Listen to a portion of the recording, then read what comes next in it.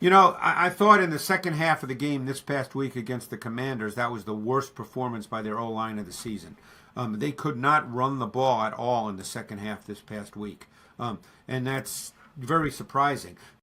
You're tuned in to the Ross Tucker Football Podcast. Guiding your gridiron journey, none other than your host, former NFL lineman, Ross Tucker.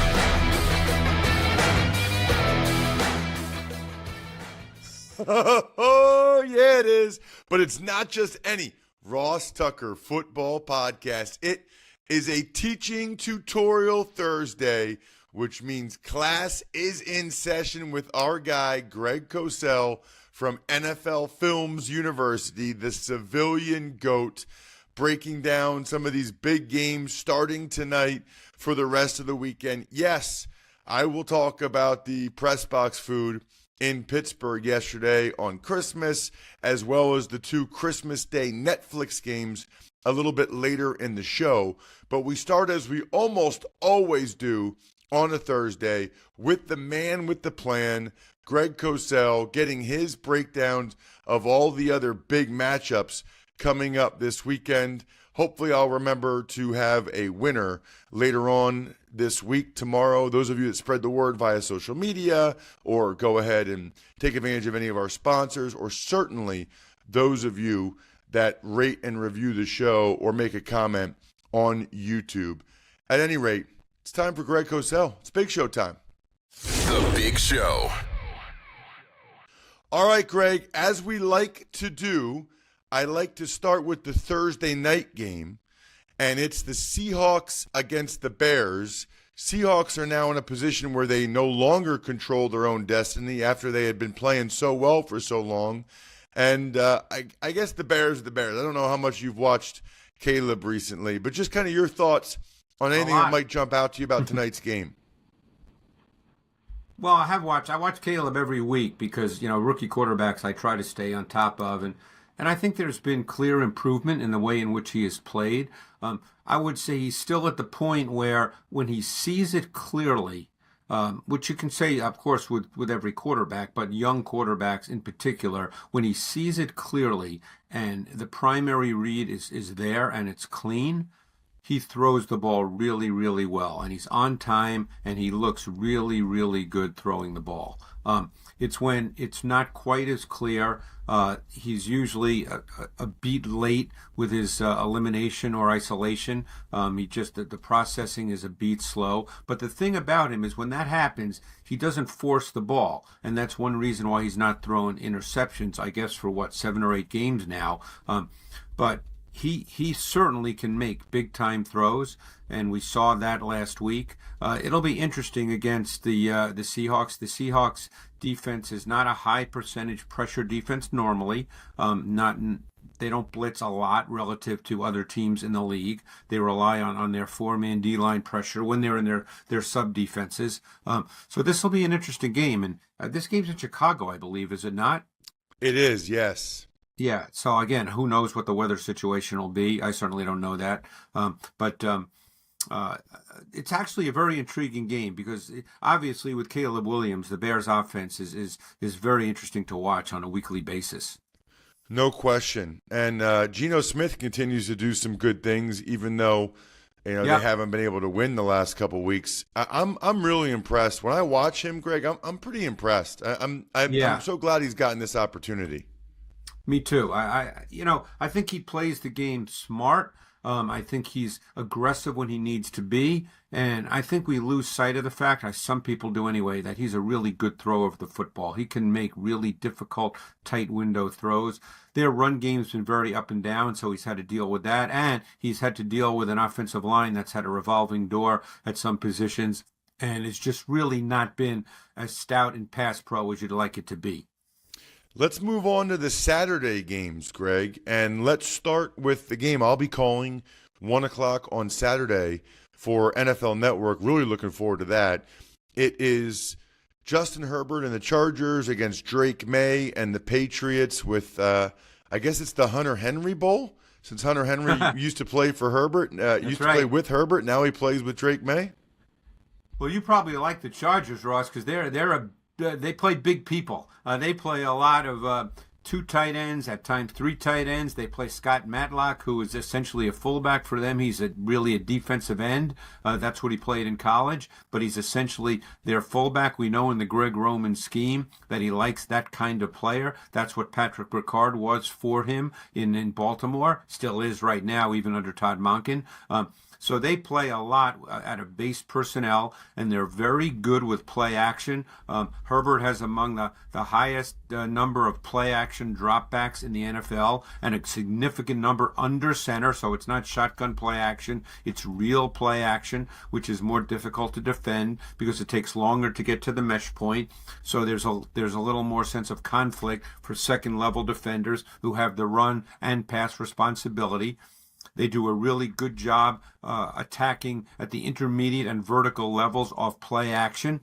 And it's interesting. We know Ladd McConkey's had a really nice rookie season, but one player who's really kind of jumped up the last 3-4 weeks in their pass game, not necessarily a volume receiver, but he's making catches every week, is a tight end named Stone Smart, who a lot of people probably aren't aware of, but he's almost like a big receiver. He moves really, really well, and they've been using him on intermediate and at times vertical routes, and he's kind of become a key piece in an offense that doesn't have, great wide receiver play.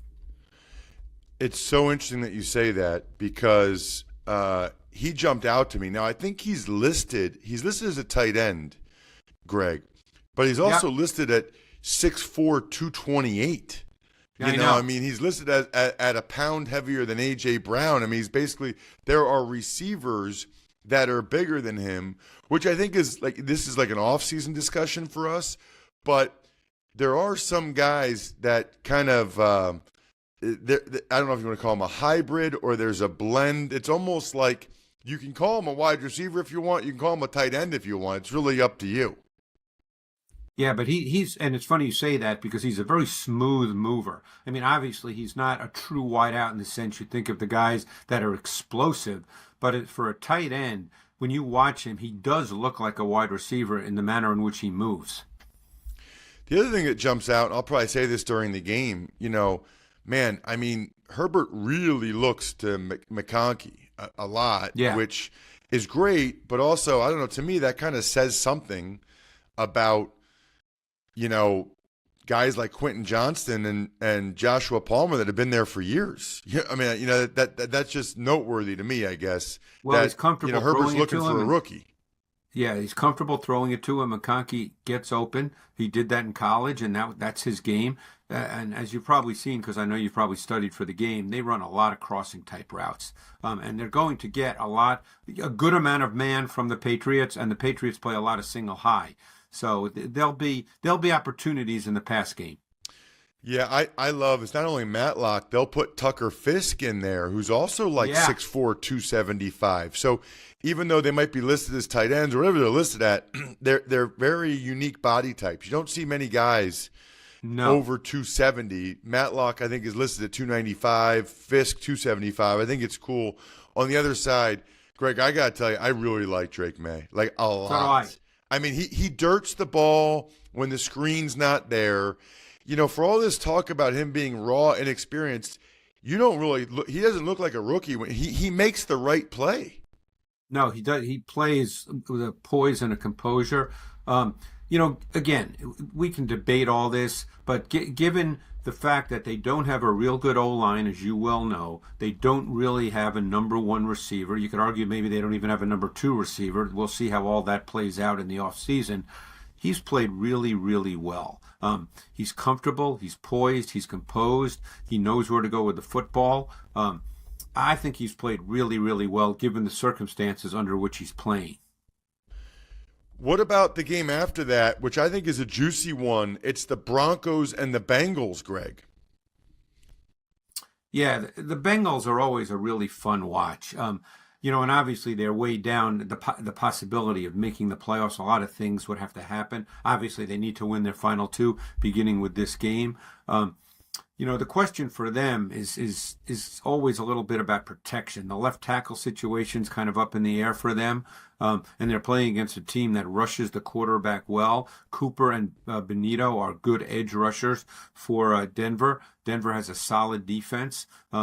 Denver has some players on defense that are not really well known, but are really good players. Like, I think they have a pretty good safety tandem in P.J. Locke and Brandon Jones. And I think those are two players that are really important to their defense. Obviously not big names, but good players. I remember somebody on the staff of the Dolphins telling me maybe last year, when Brandon Jones started for Miami for a couple of years, how good a player he was. And you see that on tape with the Broncos. So this will be an intriguing game. The one thing we know, the question is, will Surtain match up to Chase? My guess is he will, maybe not every single snap. And don't forget, what we see more from the Bengals is moving Chase around. So he doesn't always line up on the outside as a number one receiver. He moves around. But I think when he lines up outside, I think you'll see the Surtain-Chase matchup. You know what I think, Greg? Just two thoughts on that. One is, I think a guy following another guy around is a little more complicated than people realize, just for what it does to the other guys. I'm glad you said that, because people just assume, put him on that guy. There's a lot of other guys on the defense. Right, and the offense isn't just going to leave the guy there. So when they're moving him around, you're literally changing everybody's responsibility in real time as the guy motions if you're going to have the one guy travel with him. I also think you probably never, always doing the same thing every play is also not a good idea, because then Zach Taylor, if he knows Surtain is covering Chase no matter what, wherever they go, then you're just going to get man beaters all the time. And as good as Surtain is, you're going to put him in a really bad spot. You got to change it up a little bit, and especially a guy like Burrow, if he knows what you're doing, good luck. No, I agree with you. That's why I don't think it'll happen all the time. That's why I said maybe when he lines up outside, you might see that, because Surtain would line up outside anyway. But I don't think he'll travel with him if he goes inside. I think if he, depending on the down distance situation in the game, I'm not sure he'd run with him in motion all the time. So we'll see how that plays out. The nightcap on Saturday on NFL Network, it's the Arizona Cardinals at the Los Angeles Rams. I was a little disappointed in the way the Cardinals performed against the Panthers. And the Rams, Greg, you probably feel the same way, but the longer I do this, the more I think coaching really matters. And I think, for sure. I've always felt that. The Rams, the Packers, the Vikings are all terrific examples of that this year. Well, it's really interesting, Ross. I'm not sure a lot of people would know that Kyren Williams has over 300 carries this year. And as we go into tonight's game and this weekend, there are 3 backs that have over 300 carries. There were no backs a year ago that had 300 carries, and it's more than likely there'll be 5.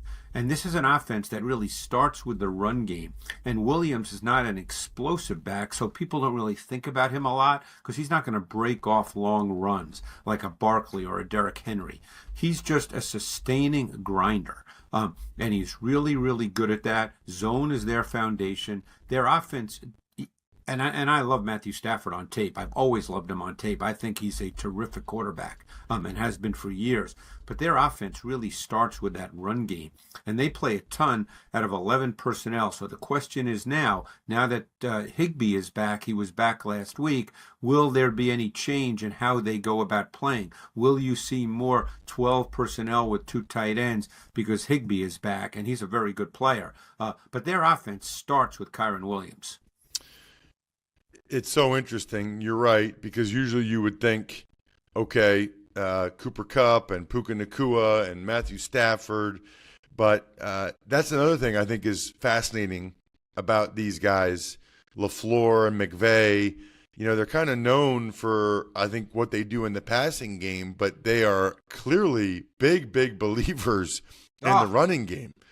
I mean, Jacobs is going to get 300 carries too. He'd have it already if they didn't have a couple of blowout games. So he's another guy that's going to end up with 300 carries for Green Bay. So, yeah, the run game, it's kind of back in the league a little bit, and it's kind of hasn't been talked about a lot. But if you really follow the games closely, as I do, you see that the run game is definitely kind of made a return this year.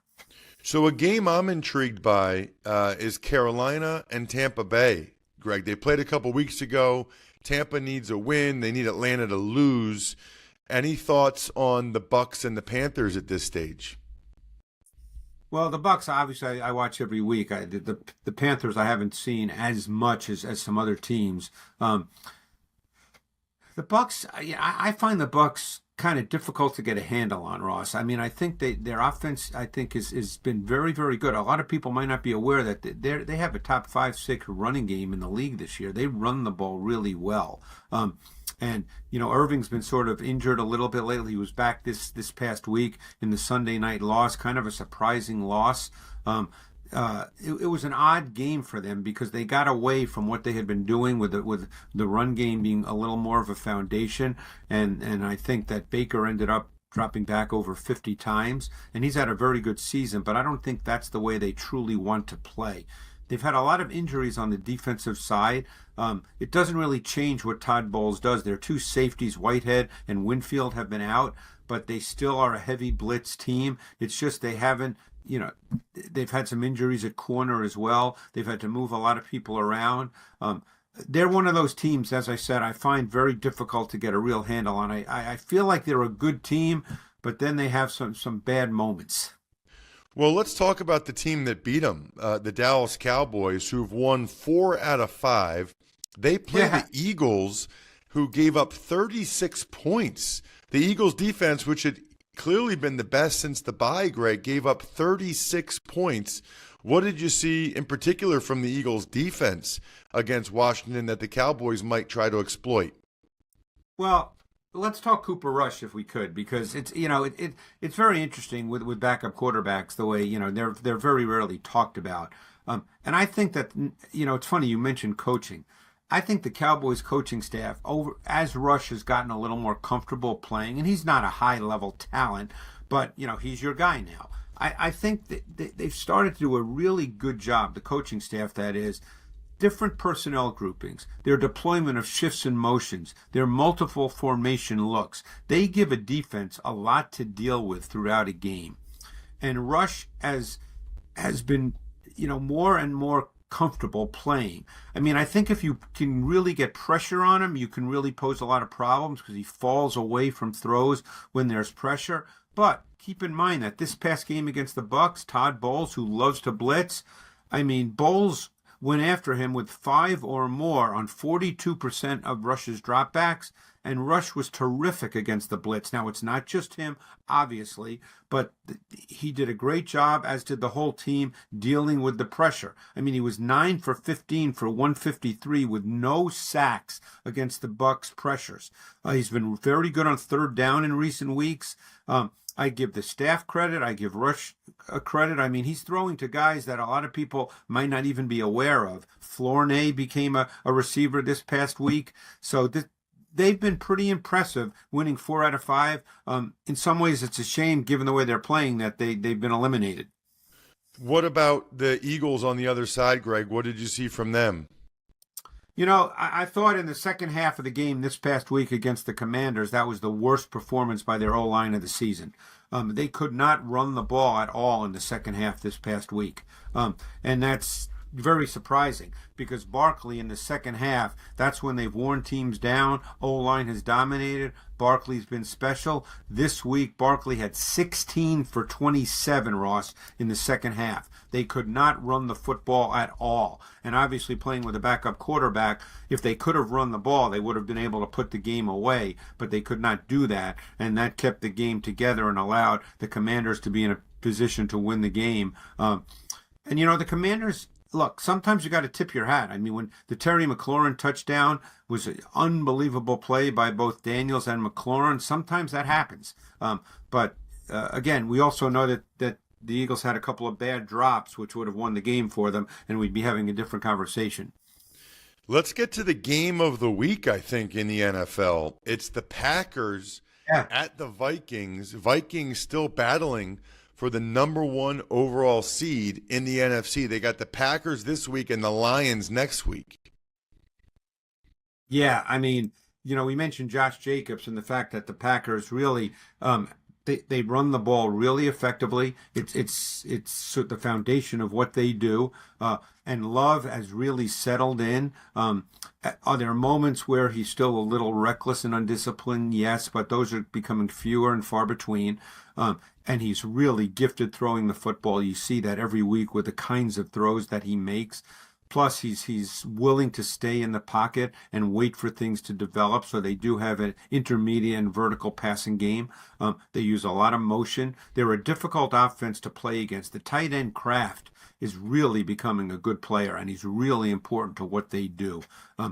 The Vikings, obviously the Vikings defense is difficult to play against just tactically, but they do give up plays, but they also can make a lot of big plays. They sack the quarterback. They're just difficult because of all those pressure fronts that they show that you have to account for, but obviously they don't always rush or rarely rush 6 or 7.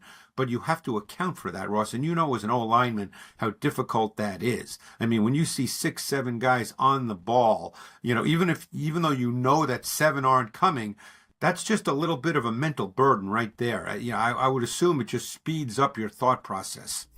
Yeah, why allow the offensive line to be comfortable and to not have to be thinking? I think that's the thought process. Let's make everybody have to be thinking, because some guys don't play as well when they're thinking. If you just line up in 4 down, look, if you have 4 stars on the D line, I get it. That's fair. But also, then the offensive line can be pretty comfortable with what they're going to get and how they're going to pick it up. If you're swapping out the look right before the snap, there are guys at any position that don't process as well as they should, right? That was a strength of mine as opposed to one-on-one pass pro. But there's some guys that are great one-on-one pass pro. They don't process that fast. So that becomes a problem. The other factor that's rarely ever talked about with a lot of these 5, 6, 7-man front looks by the defense is it dictates protections. And by that I mean it forces an offense to keep a back in to protect and often a tight end. So what you're doing offensively is you're reducing the number of eligible receivers that are primary route runners. And no offensive coach wants to only have 3 primary route runners running routes. They want all 5 out in routes. I remember years and years ago, going back to the early 2000s, when Bill Belichick used to play the Colts, he would pressure not so much to affect Peyton Manning, but to make sure that Edgerrin James had to stay in and pass protect because he was such a good receiver and he did not want him releasing immediately into routes. Makes perfect sense. Last game, Greg, the Sunday nighter, Commanders and the Falcons. We got our first look at Michael Penix Jr. Yeah, and again, with young quarterbacks, Ross, what's so important with young quarterbacks is what the coaching staff does. Because, people forget that. You don't just throw a guy out there and all we do is evaluate the quarterback. You've got to evaluate what the offense does and how they treat him. And I thought the coaching staff for the Falcons did a phenomenal job. They played off their staple outside zone run game, which is the foundation of what they do with Bijan Robinson. They played off that beautifully with play action boot. They got Penix comfortable. They got him comfortable with one read type throws, and he throws a beautiful ball. So you could see early in the game how they wanted to get him settled into the game, get him comfortable, play off their strength in the run game, and you could just see him get comfortable as the game progressed. Greg, you are fantastic. Love it every week. Thanks so much for the time, as always. Thanks, Ross. Appreciate it.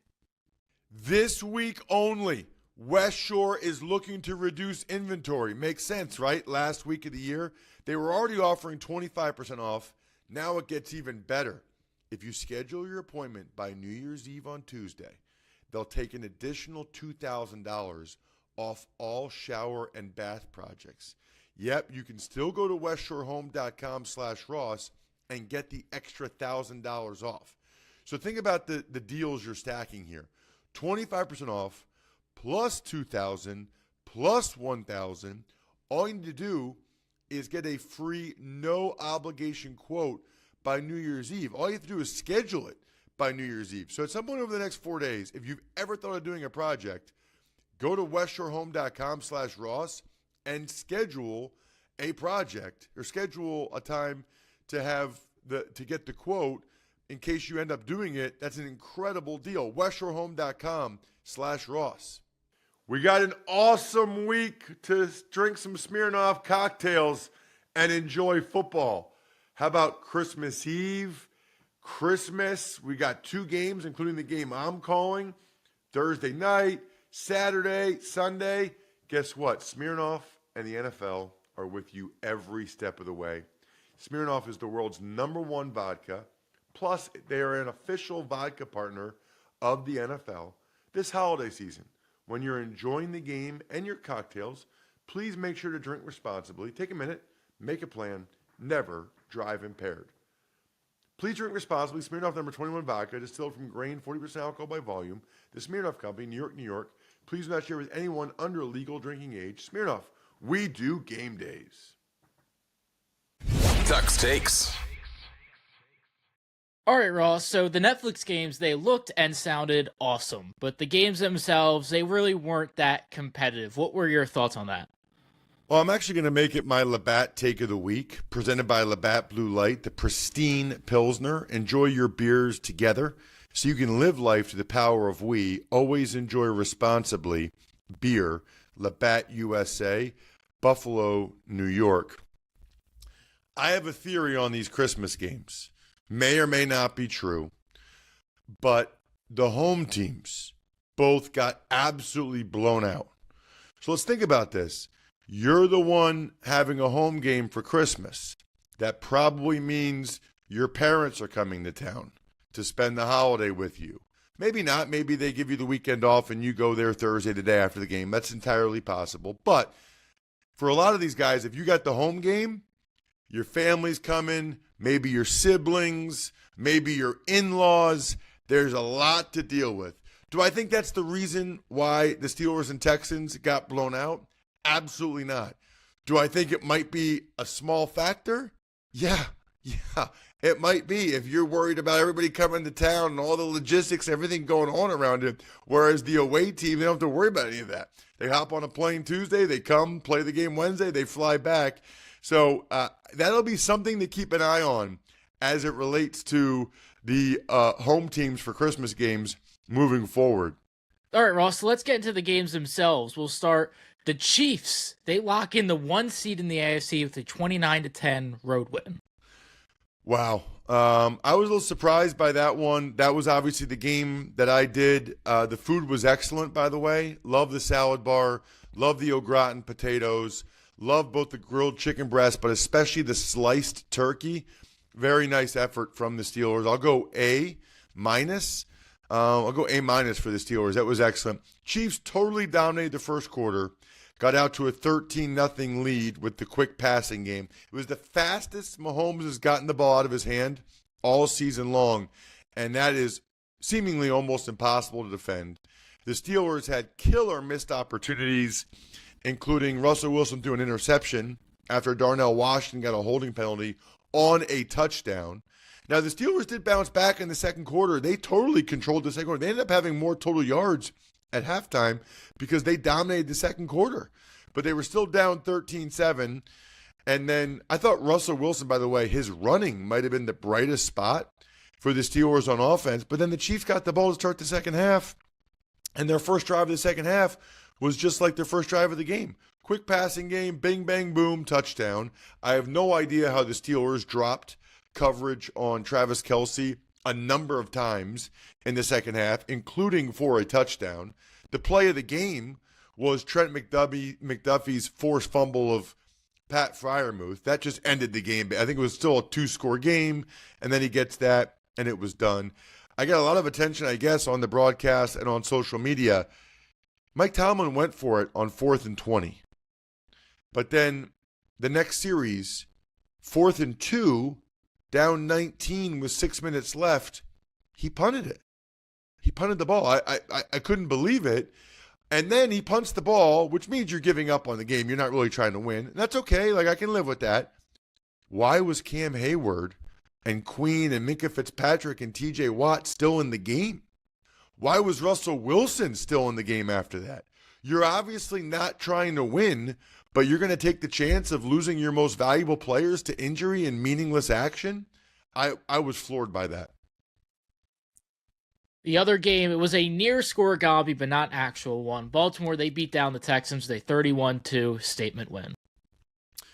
Well, listen, this game was never really that competitive. The play of the game here was Joe Mixon got stoned on a 4th and 1 down near the goal line. The Texans went for it. They threw it to Mixon in the flat, and Washington did a great job tackling Mixon short of the touchdown. And then the Ravens went. It was 10-2 at that point. So the Ravens actually, or the Texans had a chance to tie the game. It was 10-2 at that point. But then after that, the Ravens went on a 99-yard touchdown drive. 2 incredible Lamar Jackson plays on that drive. And that just kind of broke the Texans' back. They were just like done after that. CJ Stroud is still just off. Missing throws he absolutely should not miss. That would be highly concerning to me if I'm a Texans fan, because you didn't see that last year. Like, why is he off on some of these throws?